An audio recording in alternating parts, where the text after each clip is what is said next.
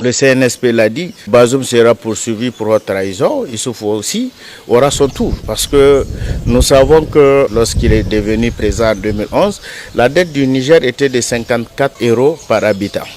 En quittant le pouvoir en 2021, la dette du Niger était à 216 € par habitant, ce qui veut dire que ça s'est multiplié par 4. Ce n'est pas la dette en réalité qui est une question de mauvais en soi, mais c'est l'utilisation qu'on fait de la dette publique. Et n'oublions pas qu'on a d'abord tellement de dossiers tels que le fameux dossier d'Exim Bank, où on nous a prétendu dire en réalité que c'était un prêt de 2 milliards de dollars et qu'après, le Premier ministre même de Issoufou, lors d'une visite des Chinois, avait affirmé en réalité que c'était 2 milliards de dollars. Alors, à la date d'aujourd'hui, on ne sait pas où est rentré ces 1 milliard de dollars qui en ces temps vaut à peu près 550 milliards de francs CFA. En plus de ça, nous avons le fameux dossier Iranium Gate. Tout le monde sait l'affaire de 200 milliards. Nous avons le fameux dossier MDN Gate. Nous avons tellement de dossiers qui sont là. En réalité, nous avons le chemin de fer.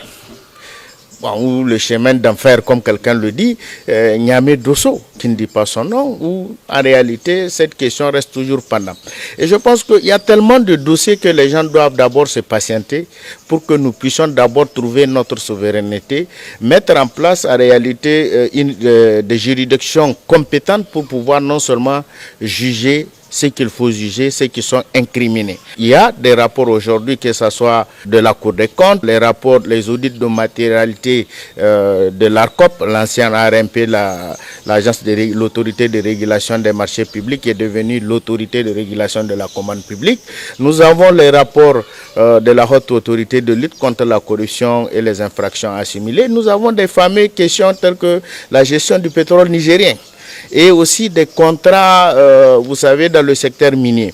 Donc tout ça là, c'est des questions en réalité que la justice doit se préparer en réalité parce qu'il y aura des gros dossiers qui vont surgir.